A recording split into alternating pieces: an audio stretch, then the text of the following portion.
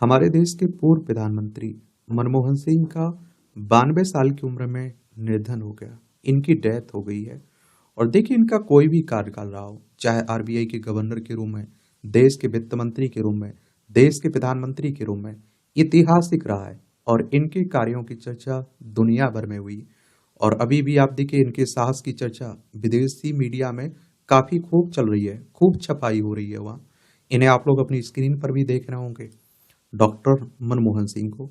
अगर हम लोग इनके जन्म की बात करें तो डॉक्टर मनमोहन सिंह का जन्म 26 सितंबर 1932 में पंजाब प्रांत ब्रिटिश भारत यानी कि वर्तमान पाकिस्तान में हुआ था। और 26 दिसंबर 1924 में इनकी डेथ हो गई।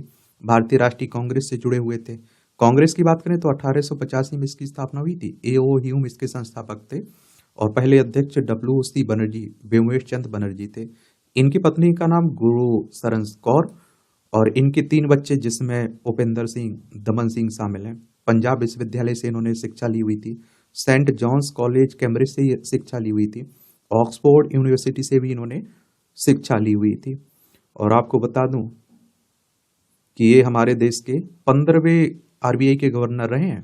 आरबीआई यानी रिजर्व बैंक ऑफ इंडिया की बात हो रही। 1 अप्रैल 1935 में स्थापना हुई थी। मुंबई, महाराष्ट्र में इसका हेडक्वार्टर देखने को मिलेगा। तो 1982 से 1985 तक ये आरबीआई के गवर्नर थे। राज्यसभा के सदस्य भी रहे।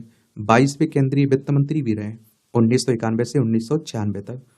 और राज्यसभा में विपक्ष के नेता भी रहे और देश के 13वें प्रधानमंत्री रहे 2004 से 2014 तक। 1987 में इन्हें पद्म विभूषण भी दिया गया था। ये पाकिस्तान जो है ना, ये 1947 तक हमारा हिस्सा हुआ करता था ना। लद्दाख, जम्मू कश्मीर, पंजाब, राजस्थान, गुजरात, 5 राज्यों की सीमा लगती है इससे।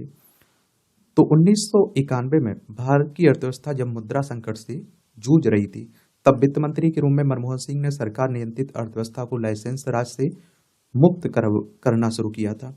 और इसका नतीजा यह हुआ कि भारत की अर्थव्यवस्था पटरी पर आई और वृद्धि दर भी तेज हुई। मनमोहन सिंह के निधन की खबर विदेशी मीडिया में भी अच्छी खासी जगह मिली है।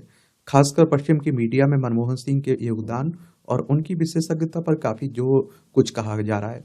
ब्रितानी अखबार फाइनेंशियल टाइम्स ने लिखा है कि 1991 से 1996 तक वित्त मंत्री के रूप में मनमोहन सिंह ने राजनीतिक इच्छा शक्ति दिखाई और भारतीय अर्थव्यवस्था को दशकों की अलगाव और ठहराव को दूर करने के लिए कई अहम फैसले किए थे। मनमोहन सिंह ने अंतर्राष्ट्रीय व्यापार और निजी निवेश के लिए भारतीय अर्थव्यवस्था का दरवाजा खोला था। और फाइनेंशियल टाइम्स ने आगे लिखा है कि ऑक्सफोर्ड ट्रेंड अर्थशास्त्री अपनी सौम्यता, विनम्रता और ईमानदारी के लिए जाने जाते थे। 2004 में सोनिया गांधी के नेतृत्व में कांग्रेस पार्टी ने जीत मिली तो प्रधानमंत्री के रूप में मनमोहन सिंह को चुना। मनमोहन सिंह को गांधी परिवार ने इसलिए भी चुना था कि वह राहुल गांधी के लिए राजनीतिक प्रतिद्वंदी नहीं बनते। तब राहुल गांधी राजनीति में नए थे और चीजों को समझने की कोशिश कर रहे थे। 2009 में मनमोहन सिंह के दूसरे कार्यकाल को बड़े सुधार के अवसर के रूप में देखा जा रहा था, लेकिन इसी कार्यकाल में उनकी राजनीति का अंत एक कमजोर नेता के रूप में हुआ और यहां तक कि अपनी ही पार्टी में अलग धड़क पड़ गए थे। सरकार के मंत्रियों पर भ्रष्टाचार के कई आरोप भी लगे थे। मनमोहन सिंह का जन्म 1932 में जिस गांव में हुआ था वो अविभाजित भारत का हिस्सा था। अब ये गांव पाकिस्तान में है। पाकिस्तान बनने के बाद मनमोहन सिंह का परिवार भारत आ गया था। कैम्ब्रिज और ऑक्सफोर्ड से पढ़ाई के बाद मनमोहन सिंह ने कुछ सालों तक संयुक्त राष्ट्र में काम किया। फिर 1969 में भारत लौटे और भारत में शिक्षक के रूप में भी काम किया इन्होंने, टीचर के रूप में। संयुक्त राष्ट्र यानी कि यूनाइटेड नेशंस की बात हो रही। 24 अक्टूबर 1945 में इसकी स्थापना हुई थी। न्यूयॉर्क, यूएसए में इसका हेडक्वार्टर देखने को मिलेगा। प्रेरणादायी सफर रहा है इनका। तो 1971 में मनमोहन सिंह की वाणिज्य मंत्रालय में आर्थिक सलाहकार बने। इसके बाद उन्होंने सरकार में कई अहम पदों की जिम्मेदारी संभाली। लेकिन मनमोहन सिंह को मुख्य रूप से 1991 के आर्थिक सुधार के लिए याद किया जाता है। भारत तब घोर आर्थिक संकट से गुजर रहा था और विदेशी मुद्रा भंडार खाली हो गया था। भारत को तब अंतर्राष्ट्रीय मुद्रा कोष यानी कि आईएमएफ से में सोना गिरवी रखना पड़ा था। इंटरनेशनल मॉनेटरी फंड की बात हो रही है। 1944 में इसकी स्थापना हुई थी। वॉशिंगटन डीसी, यूएसए में इसका हेडक्वार्टर देखने को मिल जाएगा। तब भारत की विदेशी मुद्रा भंडार लगभग खाली हो चुका था। $1 अरब से भी कम बचा था। ये डॉलर महज 20 दिनों के तेल और फूड बिल के भुगतान में खत्म हो जाते। भारत के पास इतनी विदेशी मुद्रा भी नहीं थी कि बाकी दुनिया से कारोबार कर सकें। भारत का विदेशी कर्ज $72 अरब पहुंच चुका था।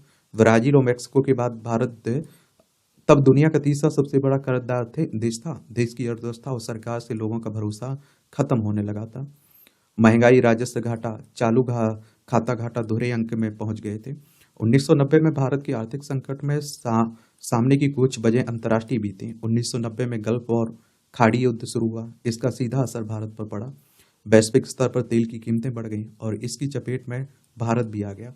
1990-91 में पेट्रोलियम आयात बिल $2 अरब से बढ़कर $5.7 अरब हो गया था। ऐसा तेल की कीमतों बढ़ने और आयात की वॉल्यूम में वृद्धि के कारण हुआ था। आयात का मतलब होता है कुछ आप खरीद रहे हैं, निर्यात का मतलब होता है बेच रहे हैं। और इसका सीधा असर भारत के व्यापार संतुलन पर पड़ा और इसके अलावा खाड़ी के देशों में काम करने वाले भारतीयों की कमाई भी बुरी तरह से प्रभावित हुई और इससे विदेशों से आने वाला रेमिटेंस प्रभावित हुआ। भारत में उस वक्त राजनीतिक अनिश्चितता भी बढ़ गई थी। 1990 से 91 के बीच राजनीतिक अस्थिरता चरम पर रही। 1989 के आम चुनाव में राजीव गांधी के नेतृत्व वाली कांग्रेस ने गठबंधन सरकार बनाने से इंकार कर दिया था और इसका नतीजा यह हुआ कि कांग्रेस के बाद दूसरी सबसे बड़ी पार्टी जनता दल ने विश्वनाथ प्रताप सिंह के नेतृत्व में गठबंधन की सरकार बनाई। लेकिन यह गठबंधन सरकार जाति और मजहब की लड़ाई में फंस गई। देश भर में दंगे हुए और दिसंबर 1990 में बीपी सिंह को इस्तीफा देना पड़ा। मई 1991 में आम चुनाव होने तक कार्यवाहक सरकार रही। इसी राजनीतिक अस्थिरता के बीच 21 मई 1991 को राजीव गांधी की हत्या कर दी गई।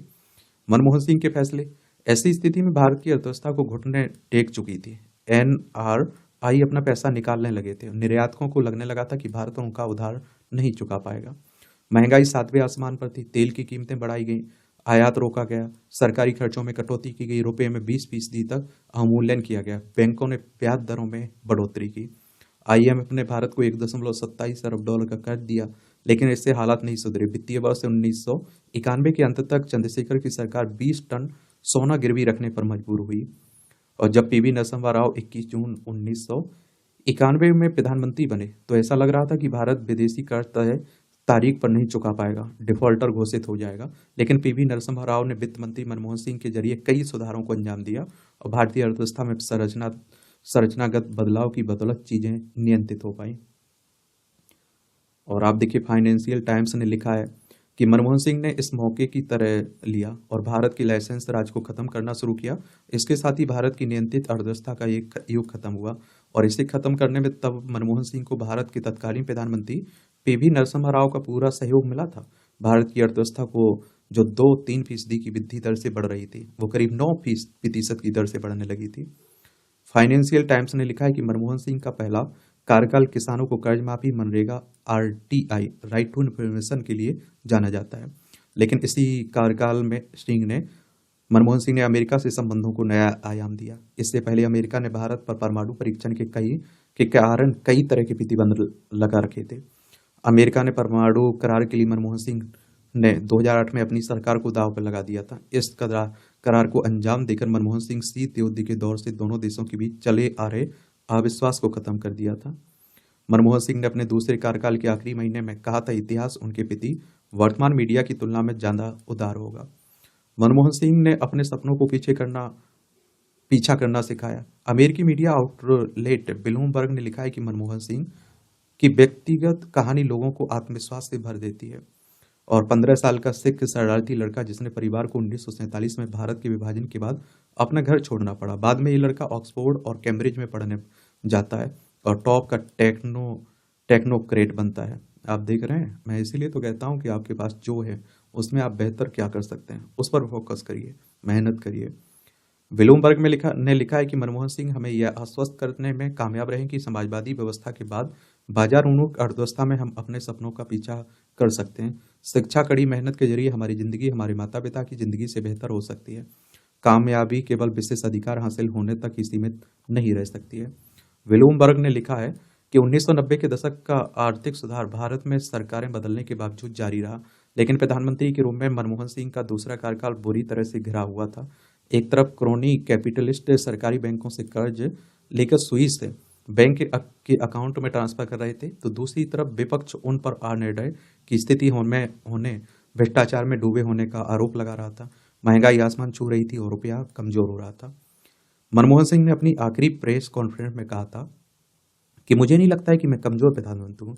इसके कुछ महीने बाद ही नरेंद्र मोदी को 2014 में आम चुनाव में जबरदस्त जीत मिली थी। और देश के प्रधानमंत्री बने थे। ब्लूमबर्ग ने लिखा है कि नवंबर 2016 में प्रधानमंत्री नरेंद्र मोदी ने नोटबंदी की घोषणा की और इसके तहत प्रचलन में रही भारत की 86% प्रतिशत मुद्रा अवैध हो गई। मनमोहन सिंह ने तब इसे विनाशकारी कदम बताते हुए कहा था कि इससे संगठित लूट को बढ़ावा मिलेगा। मनमोहन सिंह की यह भविष्यवाणी सही साबित भी हुई।